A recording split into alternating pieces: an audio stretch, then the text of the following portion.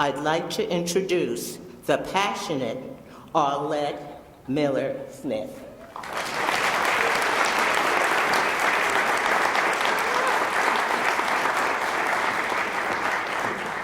Oh my, oh my, oh my.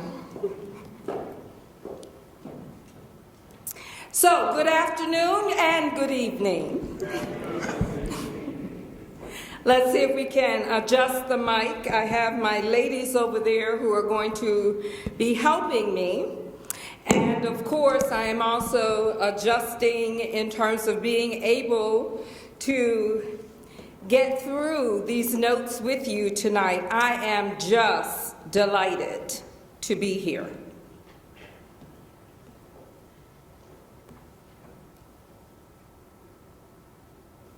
Mother dear, may I go downtown instead of out to play and march the streets of Birmingham for a freedom march today? No, no, no, baby.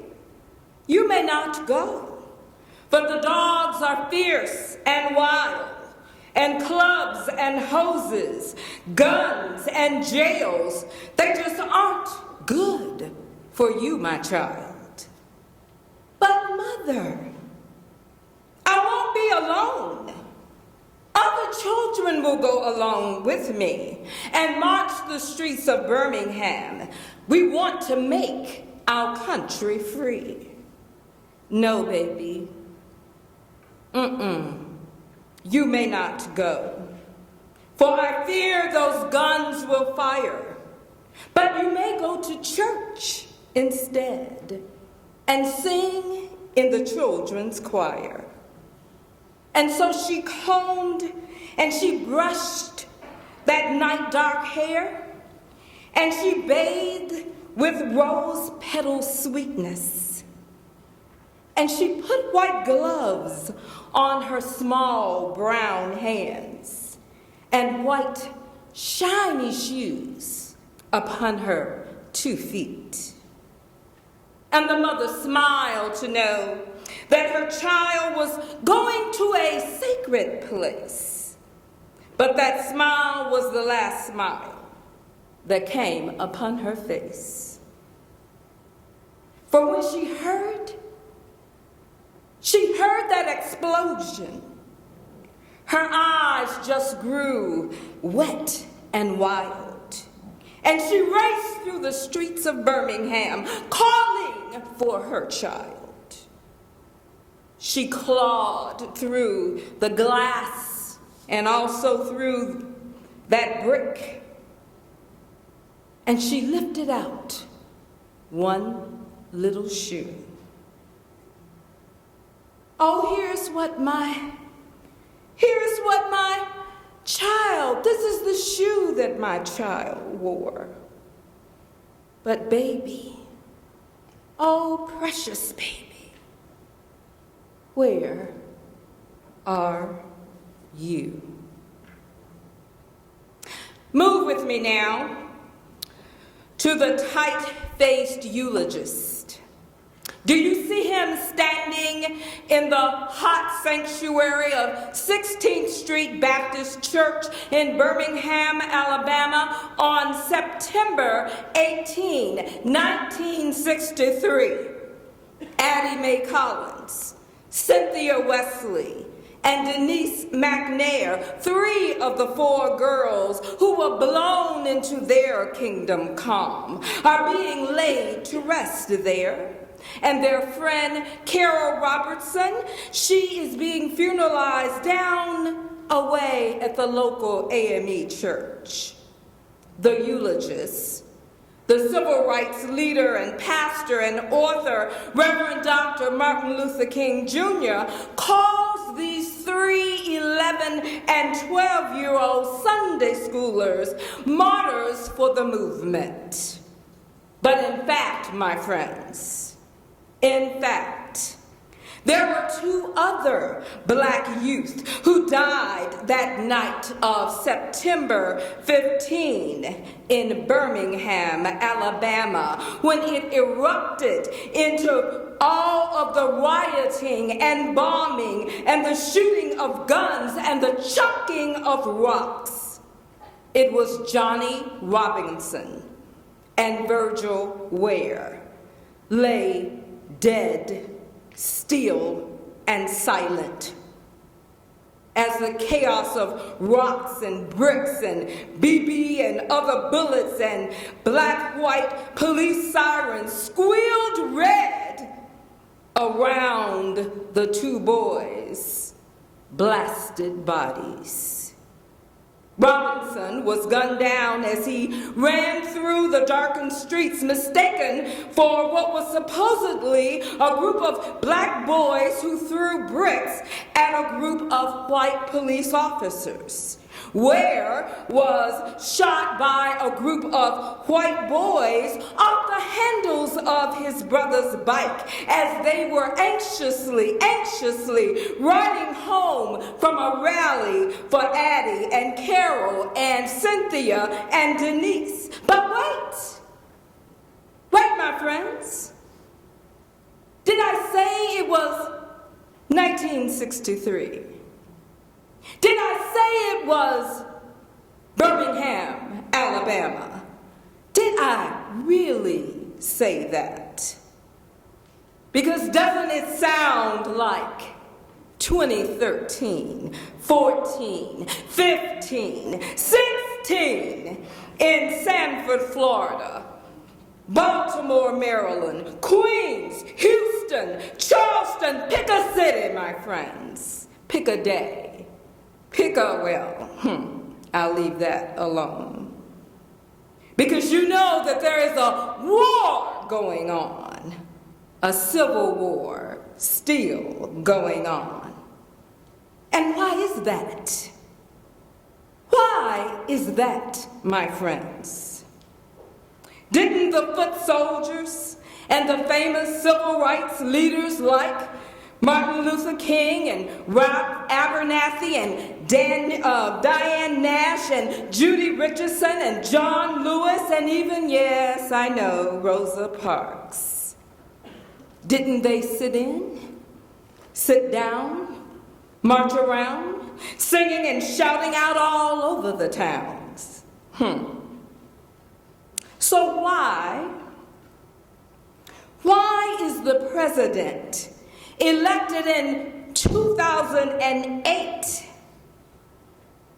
eulogizing in 2015 non-Mother Emanuel, members murdered on a Wednesday night at a prayer meeting in Charleston, when Reverend Dr. Martin Luther King had already done that in 1963?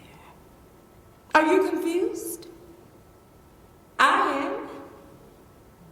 Why are we still eating this stale bread of hate? Why are we still smelling the rancid, rotten, racist meat of the status quo? We must all here be in a time warp. Isn't that right, Sandra, Trayvon, Tamir, Eric, Walter, and so on, and so on, and so many names come into our recent memory, especially of black boys. But please do not get me wrong.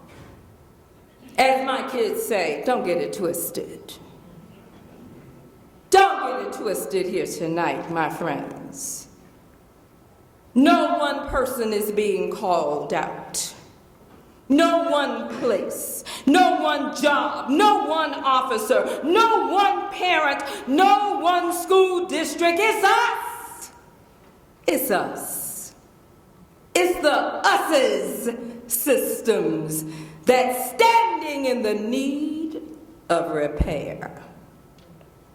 Standing in the need of transformation, as Alicia Garza argues. And by the way, do make sure that you hear her.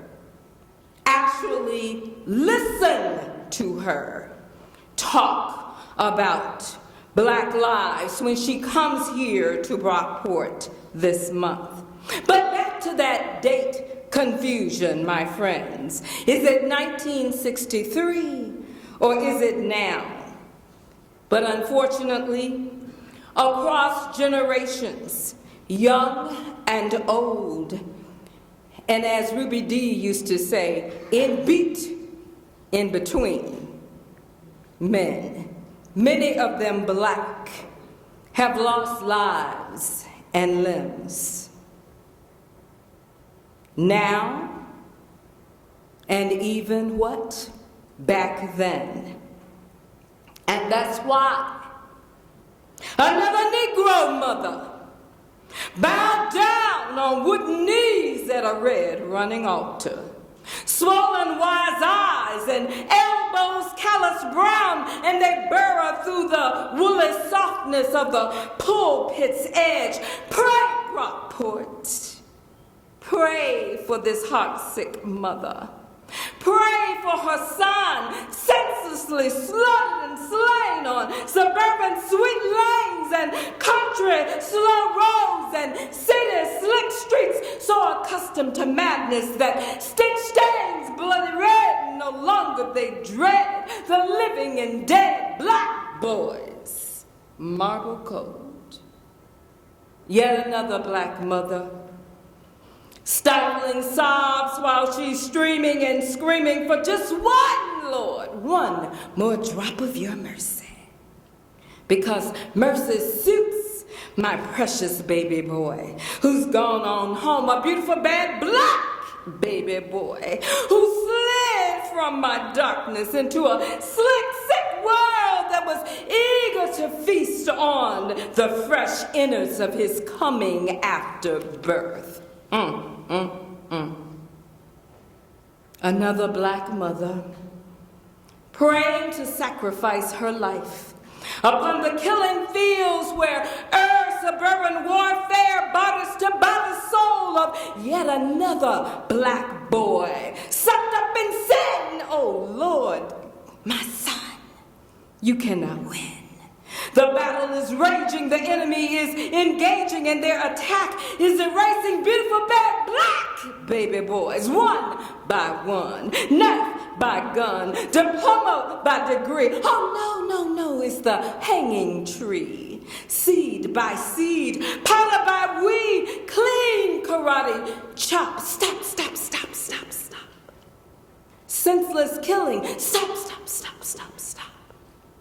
Bottle by drink, wake up boys, and think. Wake up boys and think.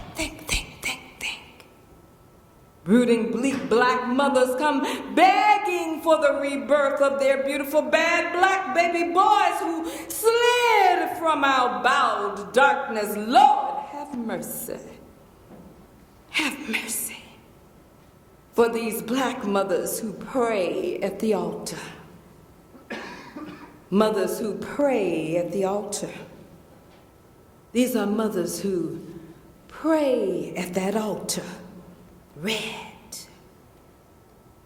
Come ye, disconsolate, where ye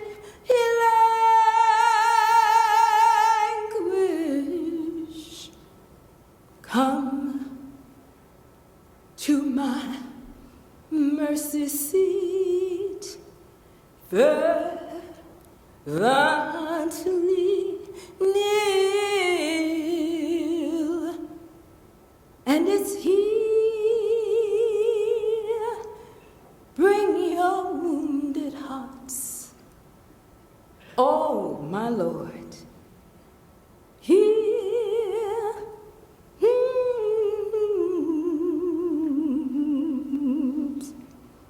But they are beautiful, and they are bad, and they are our Black baby boys. And so the eulogist straddles the pulpit, smarting from the year that already was, March, April 1963, the Birmingham Campaign for Justice.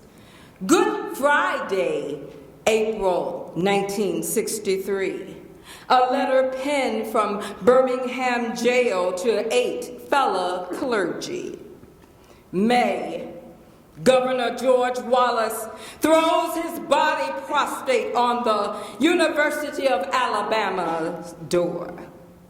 May, also, Reverend Dr. Martin Luther King's brother, Reverend A.D. King's house is bombed, as is the Gaston Hotel, where, of course, King was supposed to be.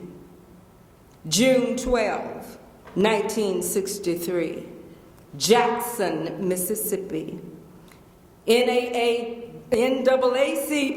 field secretary, you remember him, Medgar Evers, is downed in his driveway.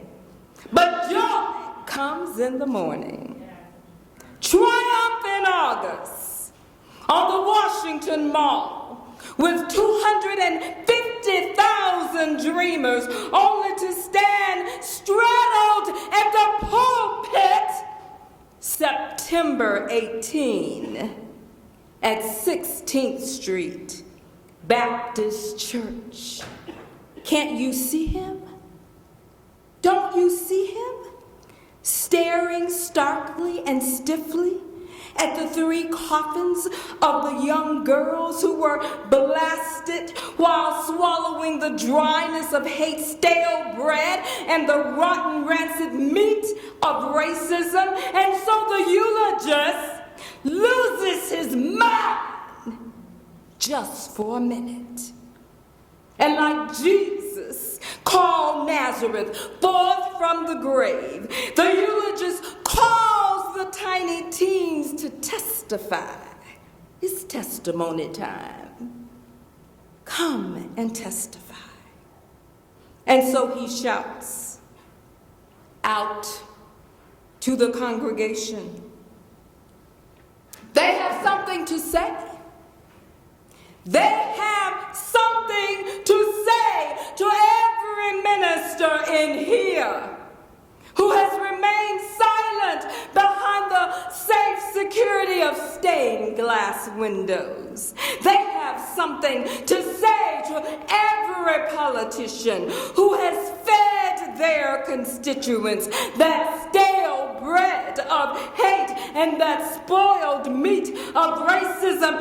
They have something to say to the federal government. They have something to say to you, Negroes, who passively sit idly by, accepting this evil system of segregation. They have something to say to each of us tonight in the ballroom at Brockport. They have something to say to the youngest of us here tonight, like my 2 grandchildren, Haley and Trevin. They have something to say to the middle of us, like their mother and father, Tarek and Danielle. They have something to say to the oldest of us, the elder griots who keep the chronicles of our histories.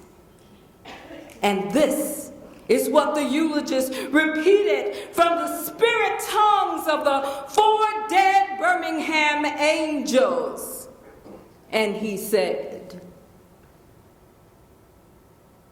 "They told me to tell you that we must not substitute courage for caution." Did you hear what the eulogist said? You must not substitute courage for caution. And that we should certainly be concerned about who killed them and all of the martyrs who came after them right up through this hour. But we must be more concerned, he said. We must be more concerned. These are the eulogist's words, not mine.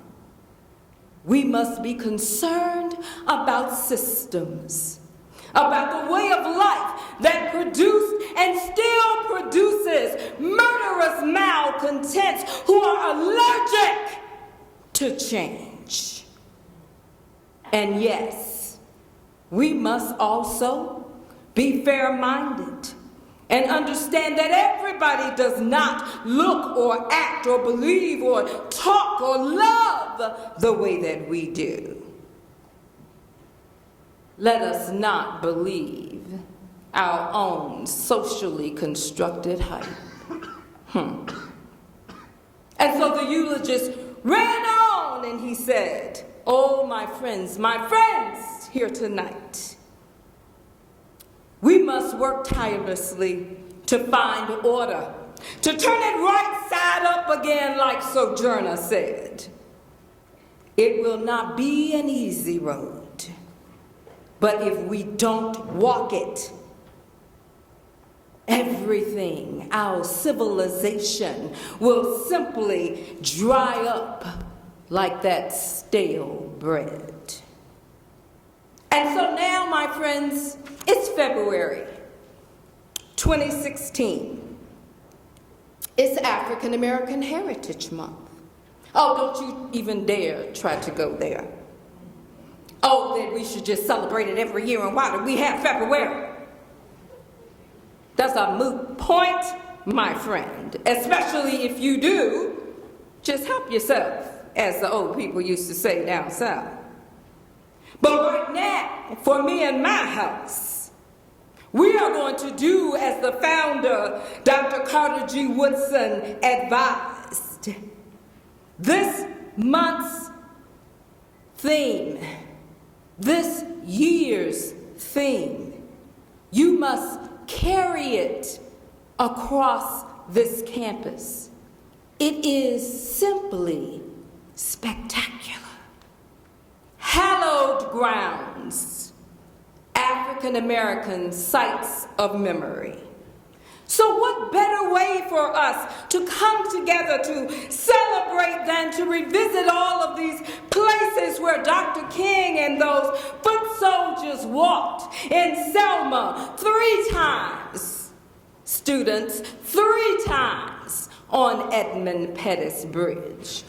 Only one bloody Sunday, but 3 times on Edmund Pettus Bridge, as I call it, Pettus's Bloody Sunday Bridge. One of those successfully from Selma to Montgomery. And then he walked to the site of Birmingham. Can't you see him trotting to 16th Street and on to Kelly Ingram Park, where the children took up the torch of freedom in their march? Oh, and are you there in Montgomery with him, where the young Dr. King began that journey in 1955 that was planned by the women, let's not forget that, planned by the Women's Caucus and the Montgomery Improvement Association. It was, my friends, it was a journey that was predestined. But sadly, when he walked to Memphis, the dreamer sensed that his light was dimming. He was sick in his body, and he was sick in his mind. He had been trounced on for his words on Vietnam. He had been trounced on because he said, look, there's so much more to do. So I'm going to help the garbage workers get more pay. But let me just sleep for a little while. And so I have to say, before the sleep took him to his mountaintop, he walked on to Vicksburg, Mississippi, my hometown. And I was there, as we say. I thanked him for myself. I thanked him, y'all, for myself. Listen as the Vicksburgers talk about the rally that Dr. King came for. Did y'all hear about it?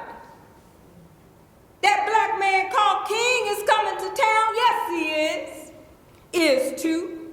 I hear he's going to come down here and teach all of us colored folk how to register to vote. Him and them civil rights young'uns. They coming right here to Vicksburg and we gon' listen. Where is that? Girl, don't you know it's at Pleasant Green Baptist Church, 7 o'clock? You know where it's at, don't you? Yeah, right there. Round the corner from the Coca-Cola plant on Bowman Street. Just down a little bit from the old high school and down by Mr. Pink's. Girl, you know where Mr. Pink's grocery store is. You know the one where the kids get the 2 for a penny candy from? Right across the street from Miss Mamie's house. Lord Claus, listen. Woo, they having some service up in that old red brick church. I done told y'all the man was gonna preach. Hit the floor, y'all. Hit the floor. Lord have mercy. We gonna die up in here before we even get to vote. Hit the floor. What? Boy, come over here. Your mama gonna tan your hide something good up in here, messing around, popping that paper bag. We done thought we done been bombed up here and down. And now, a word from Dr. King.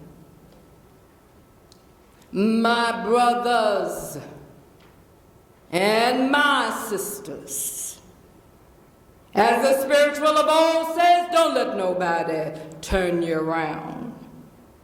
Not weak white minds, not hooded white sacks, not even things that go pop in the night. Ain't that right, Deacon?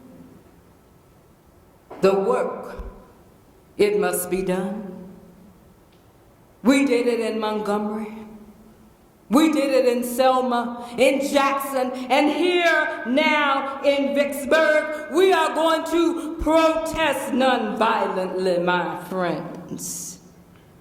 We must sit in, shut up, fall down on our knees before a gracious and loving God. Now, you young people, I'm looking forward to seeing all of y'all at the rally on tomorrow. And y'all just remember, keep on walking and keep on talking. We's marching. We're marching up to freedom land. And before I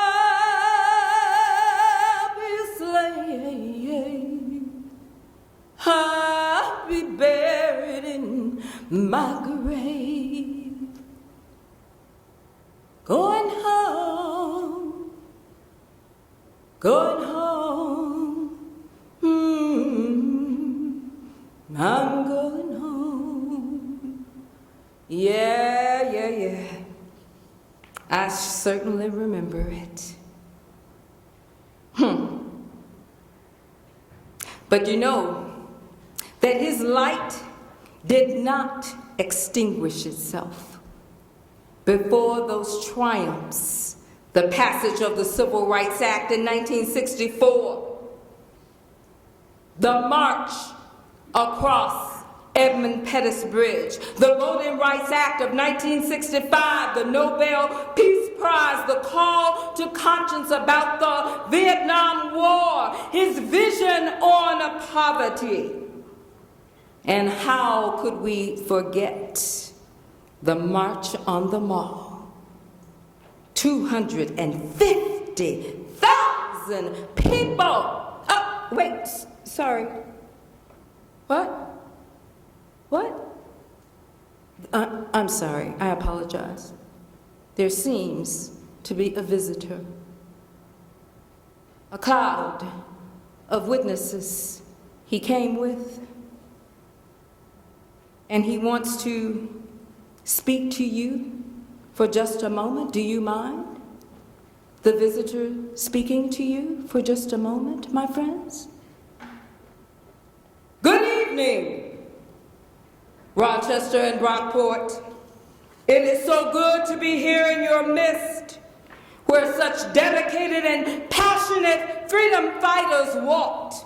Susan B. Anthony, Frederick Augustus Bailey Douglas, and of course, Brockport's own shining star, a shining, shining light, Fannie Barrier Williams. Thank you for letting me speak. Thank you, Speaker, for letting me come. I am here through the presence and the hospitality of the speaker tonight, as she had searched originally for a topic and was divinely led to President Obama's eulogy of the dear pastor brother Pinckney's funeral at Mother Emanuel in Charleston. His reference moved her computer fingers, but more importantly, moved her memory back to that fateful day of 1963 when you heard that I had to eulogize the babies. Now, I know you students who are out there, I know this is a university, and I know you have class on tomorrow, so I know you showed up here and listened, and now you think that it's time for you to collect your $200 for pass and go, which is get extra credit for being here. Oh yes, even I know that drill. But if you just bear with me for a bit, students, because it is you that we are talking to tonight. I have been watching you. I have been waiting for you to accept your baton. So much injustice around you. The then of voting to the now of dismantling Section 5 of the Voting Rights Act. That's just one baton for you to take up. Yes, you worship your phones. That's a whole different subject. But for tonight, just make sure you're not tweetering. Yes, I know that's not the word.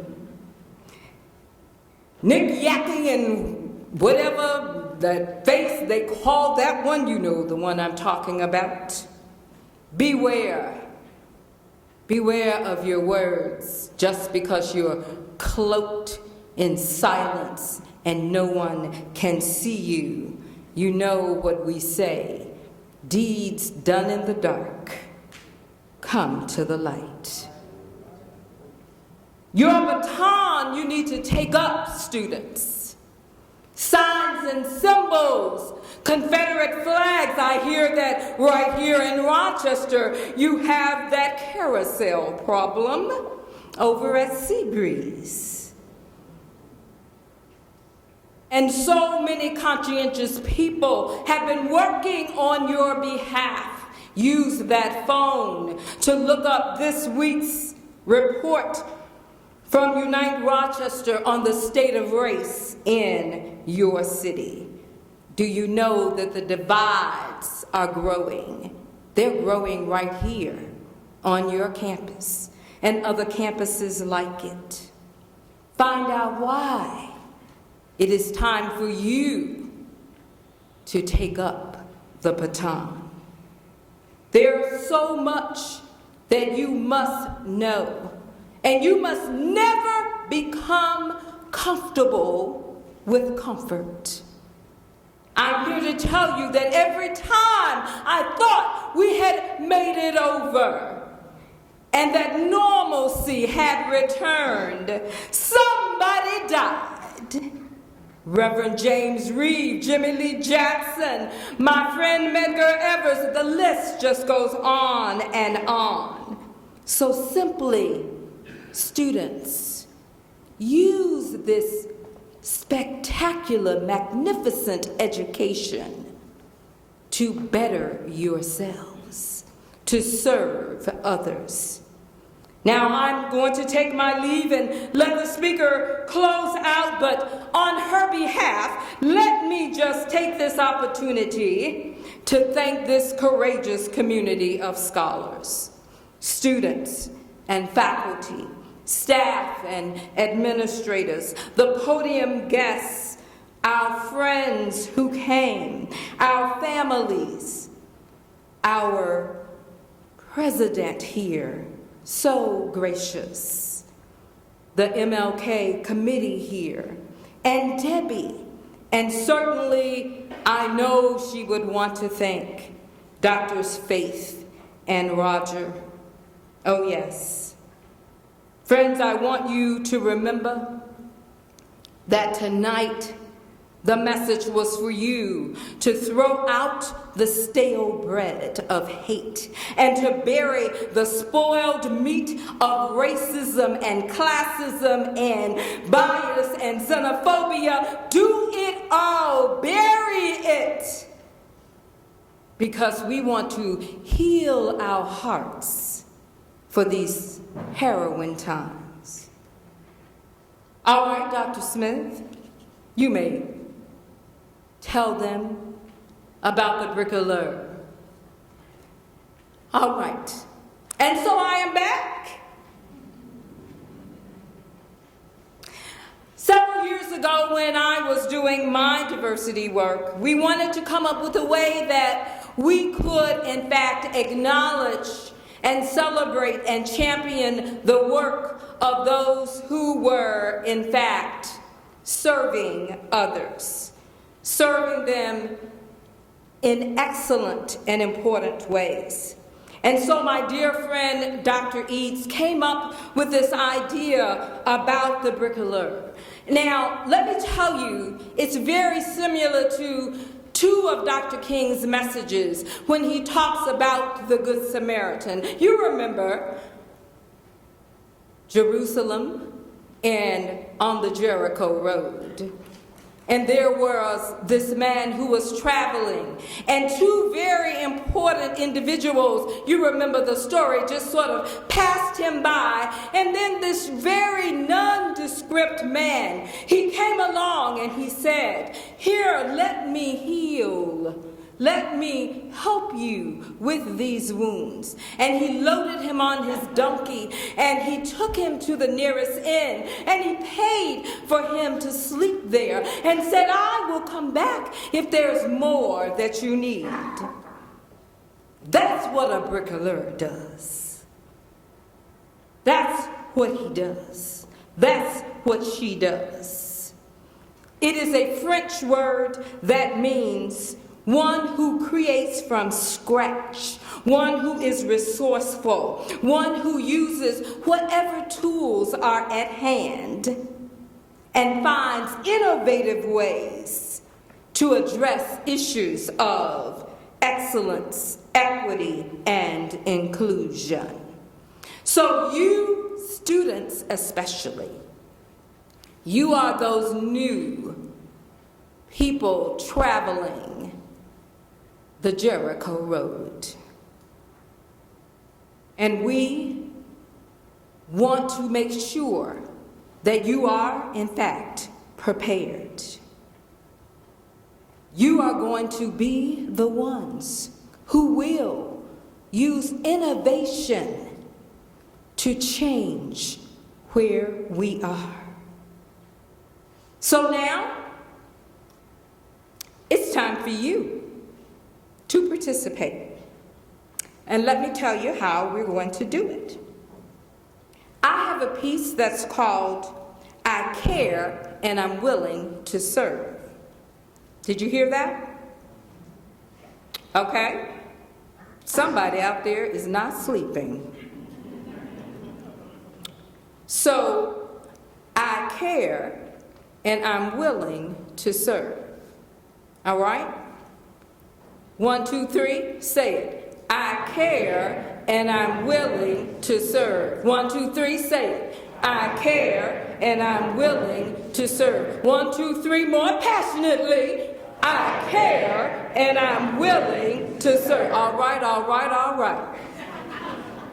So with that, I'm going to, this is like the old call and response. And so I say, I care and I'm willing to serve. I care and I'm willing to serve. All right, all right, all right. You ready? Those who can, stand up. Right now, right now.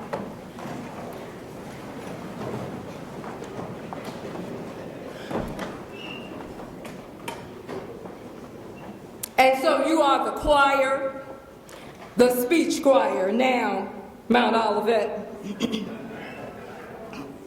1, 2, 3.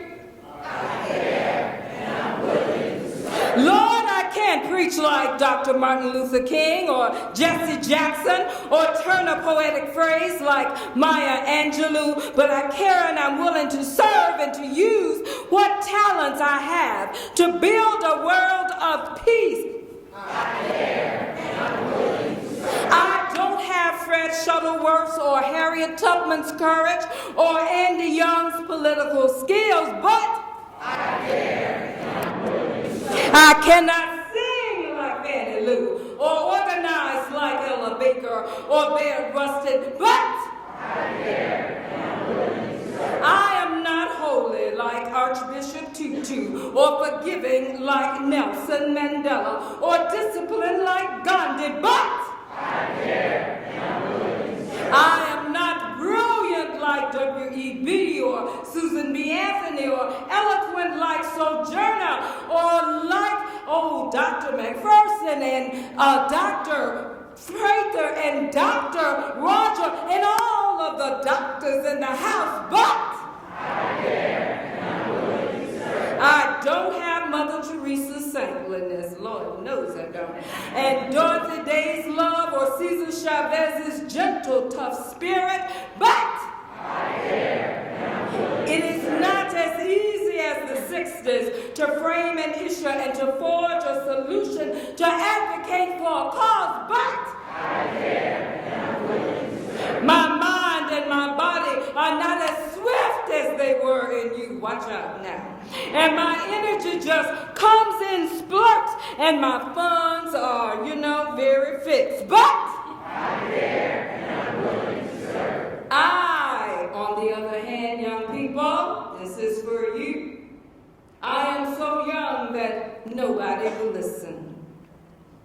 I am not sure even what I would say or where I would go. But I care and I'm willing to serve. I can't see. I can't hear. I don't speak good English. I get real scared in this country. And I hate being ridiculed. But I know there are people out there who Care and are willing to serve. all right. You can sit down. Give yourselves a big hand. Woo! Come on now. Come on. One paragraph. Now that you have made that pledge, you have made a vow that you care and you are willing to serve. You can do it in the synagogue, in the temple, in the church, in the tabernacle, in the barber shop, the grocery store, the yoga studio, the basketball court, the office, the classroom, the village, you name it, you can serve. You can be black, white, red, yellow, polka dot, or striped. straight, gay, lesbian, bi, trans, cisgender, short, stocky, tall, curvy, young, middle-aged, seasoned. Oh, but whatever you are, okay, you should care and what? Be willing to serve. So we have been here together tonight.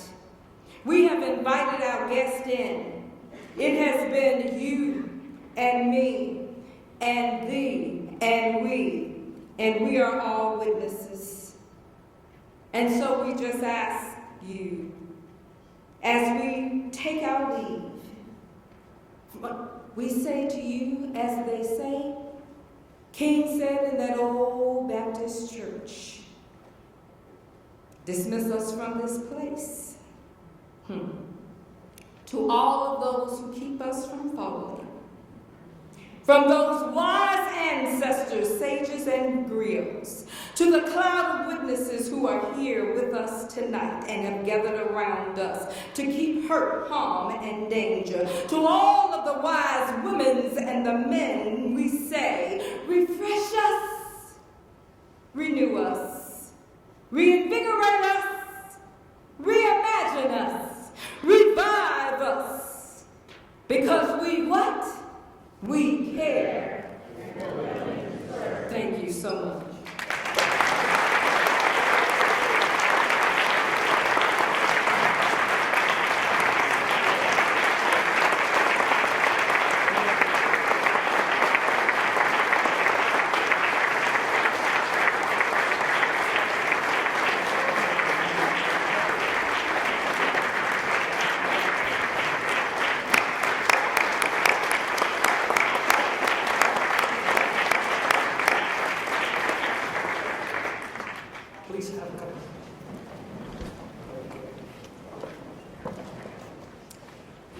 We have time for just a couple questions. Dr. Miller-Smith would be willing to entertain a couple questions if you have them. What would you like to ask her?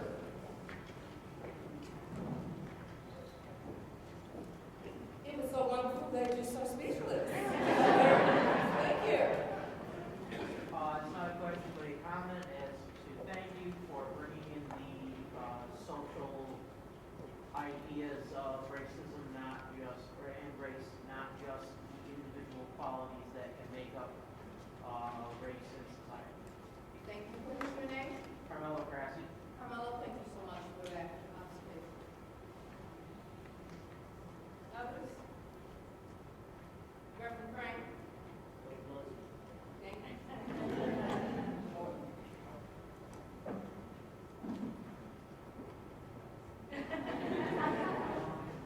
So like in the, almost like the poem or like the dramatic play that you gave us, you use the word rememory a lot. Can you please express or like dissect what does that word mean? It is memory as well. Really comes in my discipline, both in terms of American Studies and in terms of English. But it gives you the sense of, that it in fact has its longevity.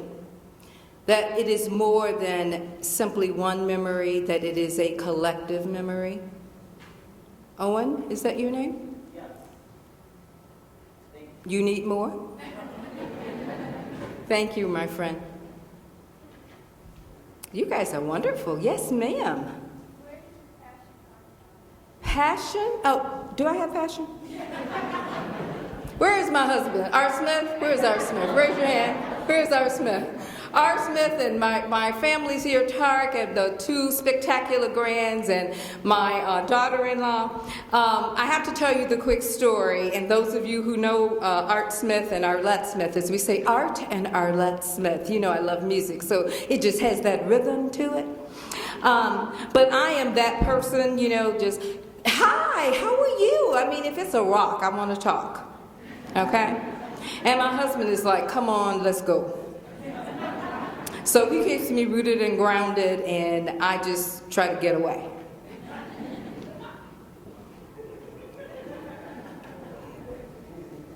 I'll pay for that one. One more? Yes. First of all, thank you. It was an excellent presentation, and God bless you in your work. I'd like to know the derivation of the French word that you use, and could you say it a little slower? And not with my southern accent. Bricouleur. Bricouleur. French. Use what's around you to transform and change. Don't you love that word? It is absolutely stunningly beautiful. One more? Yes? Okay, just a little louder, babe. I just want to say how I love the way you connected what happened like in the past and what's going on here. Oh, could you tell my students that? Because I'm trying to get them to do that, and they just kind of look at me like, yeah, okay. The then and the now. There are at least 9 different areas that if we started it from Emmett Till's death in 1955 underneath the Tallahatchie River, right in Money, Mississippi, and started this movement, we pull it all the way in, from violence to media to signs and symbols to voting rights and on and on. They have traveled with us, and that's why I want to encourage all of you as students to, that's one journey we want to stop. Yes. And I wonder if you could just talk a little bit about the effects of comfort on hatred and racism, where I'm old enough now to have lived through some of the things that you talked about earlier in the 50s and 60s. We get to a period where we think that everything is going to be all right, That normalcy that King talked about. and then we're comfortable, and then we see these things happening, and we feel like there's nothing that we can do. There is a fabulous article that one of my students, and Evan, are you here? Evan, one of my students, was going to, one of my former students who actually now works at the Gandhi Institute at the U of R. We were talking with another student who I just sent on to Clemson, and he sent me a link today that talks about the connection between poverty and racism, and how we sort of conflate these things in our minds. And I was thinking about our new poverty initiative and all the work that so many people here in Rochester, Free Facing Race, Embracing Equity is one of them, ACT is another one, Unite Rochester is another one, the new poverty initiative as well. And so I would love for you guys, it just gave me new insight into why that rancid, rotten meat of racism continues, to live. I am more than happy to send it to Dr. Faith or whoever you are. You can always email me at asmith using the Fisher address. Honestly, it's one of the most powerful, informative pieces on the connection between poverty and racism that I have ever read. Okay? Thank you for that question.